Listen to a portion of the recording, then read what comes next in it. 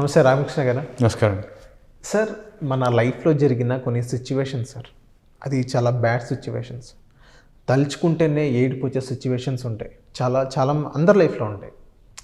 So అలాంటి సిచ్యువేషన్స్ని మనం digestion చేసుకోలేం. అసలు ఏదో ఒక పాయింట్నో ఏదో ఒక సిచ్యువేషన్లో అది గుర్తుకు వస్తూనే ఉంటుంది. సో గుర్తుకొచ్చిన క్షణంలో మనకి ఏడుపు కానీ మన డిప్రెషన్ కానీ అలా వెళ్ళిపోతూ ఉంటాం. సో ఇలాంటి సిచ్యువేషన్స్ వల్ల మనం హెల్త్ అనేది ఏదా ఇల్నెస్ అయ్యిద్దా, అండ్ ఇలాంటి సిచ్యువేషన్ మనం మర్చిపోవడానికి ఏం చేయాలి, ఎలాంటి జాగ్రత్తలు తీసుకోవాలి? యాక్చువల్గా మనం పుట్టినప్పుడు we are pretty much healthy beings. Yes, perfect condition. అంటే కొత్త బండి ఇప్పుడే షోరూమ్ నుంచి బయటకు వచ్చినట్టు. అండ్ ఈ పర్టికులర్ ఫిజికల్ బాడీ ఏదైతే ఉందో ఇది ఎటర్నల్ యూస్ కోసం తయారు చేయబడింది. ఎటర్నల్ యూజ్ అంటే మీరు ఎంతకాలం ఈ బాడీలో ఉండాలి అని అనుకుంటున్నారో అంతకాలం ఇది పర్ఫెక్ట్గా వర్క్ చేయొచ్చు. This no doubt about it. అయితే ఈ పర్టికులర్ బాడీ ఎందుకు సరిగా పనిచేయట్లేదు అనేది క్వశ్చన్. ఇది ఎందుకు పనిచేయట్లేదు అంటే బేసిక్గా ఒక రెండు మేజర్ ఆస్పెక్ట్స్ ఉంటాయి. ఒకటి, ఎలాంటి బిలీఫ్ సిస్టమ్ మీకు వస్తుంది, మీకున్నటువంటి బిలీఫ్ సిస్టమ్స్ ఏంటి, దాన్ని బట్టి మీ బాడీ బిహేవ్ చేయడం మొదలుపెడుతుంది. ఒకటి. సెకండ్ థింగ్, బాడీ అంటే మన ఆలోచన ఏదైతే ఉందో that's an energy form. Okay. అంటే మొత్తం ప్రపంచం అంతా తీసుకుంటే ఎవ్రీథింగ్ ఈజ్ ఎనర్జీ కదా. సో మీలో ప్రవహిస్తుంది కూడా ఎనర్జీనే. అంటే మీరు ఇక్కడ కూర్చున్నారు, మీరు భోంచేశారు, వచ్చారు, కూర్చున్నారు, లోపల ఏదో ప్రక్రియ జరుగుతుంది కదా. అవును. డైజెషన్ నడుస్తుంది, లివర్ ఏం చేయాలో అది చేస్తుంది, గాల్ బ్లాడర్ ఏం చేయాలో అది చేస్తుంది, కిడ్నీస్ ఏం చేయాలో అది చేస్తున్నాయి, మీ చెప్పకుండానే గుండె కొట్టేసుకుంటుంది, మీరు చెప్పకుండానే మీరు గాలి పీల్చుకుంటున్నారు, మీరు చెప్పకుండానే కళ్ళు కూడా కొట్టుకుంటున్నాయి కదా. అవును. సో బాడీలో ప్రతిదీ జరుగుతుంది, దానంతా జరుగుతుంది. ఎందుకు జరుగుతుంది అంటే లోపల ఏదో ఒక ఎనర్జీ సిస్టమ్ ఉంది కదా. ఆ ఎనర్జీ సిస్టమ్ వెళ్ళిపోయింది అనుకోండి, పనిచేయడం ఆపిస్తుంది అనుకోండి, పోయినట్లే, బాడీ ఈజ్ గాన్. ఈ ఎనర్జీ సిస్టమ్ లోపల నడుస్తుంది. So everything is energy, complete ఎనర్జీని. సో ఈ ఎనర్జీస్ ఫామ్లో మీ థాట్ ప్రాసెస్ ఏదైతే ఉందో అది కూడా ఎనర్జీ ఫామే. ఈ థాట్ ప్రాసెస్లో నుంచి వచ్చేటువంటి ఇమోషన్స్, ఎమోషన్ కూడా ఎనర్జీనే. మీరు ఎప్పుడన్నా నది దగ్గరికి వెళ్ళారా? ప్రవహించే నది దగ్గరికి వెళ్ళారా? కృష్ణ, గోదావరి ఉంటాయి కదా. వెళ్ళాను. ప్లెజెంట్గా వాతావరణం ఉంది అనుకోండి, మార్నింగ్ త్రూ ఈవినింగ్ కూర్చోవచ్చా? ఎంజాయ్ చేయొచ్చు కదా, హ్యాపీగా ఆడుకోవచ్చు, అక్కడే భోంచేయచ్చు, బాగుంటుంది, మీకు ఎలాంటి ఇబ్బంది ఉండదు. హుస్సేన్ సాగర్ దగ్గరికి వెళ్ళారా? ఎంతసేపు ఉండగలరు? ఉండలేము. అవును. కార్లో అద్దాలు పైకి వేసేసుకుని చూస్తూ వెళ్ళిపోతే బాగుంటుంది తప్ప అక్కడ ఆగి నేను ఒక అర్ధగంట కూర్చుంటాను, అక్కడ ఒక గంట కూర్చుంటాను, అక్కడ పొద్దున్న సాయంత్రం దాకా ఉంటాను, భోంచేస్తాను అంటే కుదరదు. ఎందుకు కుదరదు? అది వాటరే, ఇది వాటరే, రైట్? అది ప్రవహించే నీరు, ఇది స్టాగ్నెంట్ అయిన నీరు. అవునా? ఈ స్టాగ్నెంట్ అయిన నీరు వచ్చేసరికి నీరు ప్రవహించకుండా ఆగి ఉన్న కండిషన్లో వాసన వస్తుందా కదా. ఎప్పుడైతే ఒక ఎనర్జీ ఫామ్ని గట్టిగా పట్టేసామో కదలకుండా కొన్నాళ్ళకి వాసన వస్తుంది. అవునా? పోనీ ఇది వదిలేయండి, వాటర్ బాటిల్ పట్టుకోండి, మీ ఇంట్లో వచ్చిన నీళ్ళు పట్టుకోండి, ఓ వారం రోజులు పక్కన పెట్టండి, వాసన మీరు తాగలరా? వారం తర్వాత వాసన వచ్చేసింది కదా. ఎస్. అంటే ఒక ఎనర్జీ ఫామ్ని మీరు ఆపుతుంటే అది ఒక వాసనని క్రియేట్ చేస్తుంది, ఒక ఇబ్బందిని క్రియేట్ చేస్తుంది కదా. సో మీ ఆలోచన ఏదైతే ఉందో ఆ ఆలోచనని మీరు గట్టిగా పట్టుకునే ప్రయత్నం చేస్తే, ఆ వచ్చేటువంటి ఇమోషన్ ఏదైతే ఉందో దాన్ని మీరు గట్టిగా పట్టుకునేటువంటి ప్రయత్నం చేస్తే అది వాసన చూపించాలి కదా. ఆ వాసన ఎక్కడ చూపిస్తుంది అంటే బాడీలో చూపిస్తుంది. ఓకే. సో యాక్చువల్గా ఒక ఇమోషన్ వచ్చి వెళ్ళడానికి 6 సెకండ్లు పడుతుంది. 6 seconds. ఇది నేను చెప్తున్న విషయం కాదు, సైన్స్ ప్రూవ్ చేసింది. సో ఎనీ ఇమోషన్ వచ్చి పోవడానికి 6 సెకండ్లు పడుతుంది. 6 సెకండ్ల కంటే పోనీ 15 సెకండ్లు వేసుకోండి. 15 సెకండ్ల కంటే ఎక్కువసేపు మీలో ఆ ఎమోషన్ ఉంది అంటే మీరు ఆ ఎమోషన్ని పట్టుకున్నారు. ఎమోషన్ మిమ్మల్ని ఏం పట్టుకోలేదు. నేను మిమ్మల్ని అనకూడని మాట ఏదో అన్నాను అనుకోండి, కోపం వస్తుంది. వచ్చినప్పుడు ఎంతసేపు ఉండాలి? 6 సెకండ్లు, పోనీ 15 సెకండ్లు. 15 సెకండ్లకి మీరు నార్మల్ అయిపోవాలి. అవ్వట్లేదు. రామకృష్ణ మీద విపరీతమైన కోపం పట్టుకున్నారు. ఎన్నాళ్ళు పట్టుకున్నారు? ఎన్నో ఏళ్ళు పట్టుకున్నారు. ఇది పట్టుకున్నారు, మీరు పట్టుకున్నారా? కోపం పట్టుకుందా అంటే మీరు పట్టుకున్నారు కోపాన్ని కదా. అంటే ఇక్కడ డిఫరెంట్ ఆస్పెక్ట్స్లో కూడా చూడొచ్చు కదా. ఇప్పుడు రామకృష్ణ గారు అనే వ్యక్తి ఒక ఫ్రెండ్ కానీ ఒక బయట వ్యక్తి అనుకోండి. అదే వేరేస్ మన ఫాదర్స్ చూసుకుంటే, ఫాదర్ ఒక మాట అన్నా కానీ 10 మాటలు అన్నా కానీ ఓకే 6 సెకండ్స్ పట్టుకుంటాం, మీరు చెప్పినట్టు 15 సెకండ్స్ పట్టుకుంటాం, డాడీయే కదా. సో వేరేస్ రామకృష్ణ గారి దగ్గరికి వస్తే మన దగ్గర వ్యక్తి కాదు, దగ్గర బంధు కాదు, నన్ను ఎందుకు అన్నారు అని ఒక పాయింట్ అనేది రైజ్ అయ్యింది మన మైండ్లో. కరెక్ట్. సో ఆ ఆస్పెక్ట్లో చూసుకుంటే మనం ఆ ఎమోషన్ ఎందుకు అన్నారు, అసలు నన్ను ఎందుకు అన్నారు, అలా కూడా చూసుకోవచ్చు కదా మనం. అవును. ఇప్పుడు నేను నా పర్స్పెక్టివ్ నుంచి మాట్లాడుతుంటాను. ఓకే. మీరు మీ పర్స్పెక్టివ్ నుంచి మాట్లాడు. నా లైఫ్లో ఏం జరుగుతుందో మీకు ఐడియా ఉందా? కదా. సో నా లైఫ్లో ఏం జరుగుతుందో మీకు తెలియదు, మీ లైఫ్లో ఏం జరుగుతుందో నాకు తెలియదు. ఎగ్జాక్ట్. బట్ నేను చెప్తున్నాను, నేనేదో చెప్తున్నాను కదా.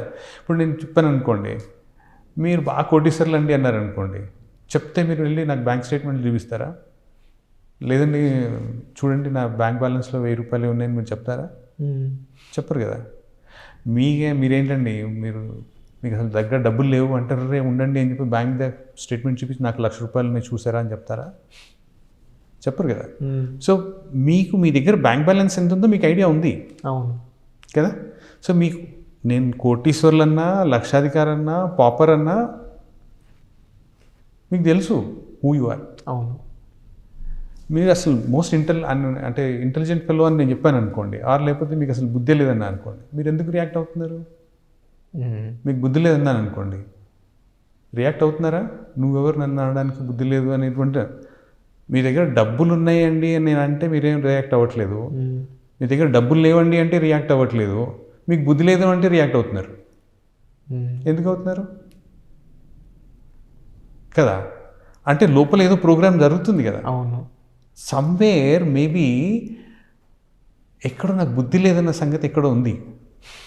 చిన్నప్పుడు మా నాన్న అమ్మ ఎవరో అన్నారు, మా టీచర్ ఎవరో అన్నారు, అది ఎక్కడో చిన్న ఒక లెవెల్, ఒక small little part I'm believing that నాకు బుద్ధి లేదు అనేది ఎక్కడో ఉంది. దాన్ని నేను రెసిస్ట్ చేస్తున్నాను. ఓకే. చిన్నప్పటి నుంచి రెసిస్ట్ చేస్తున్నాను.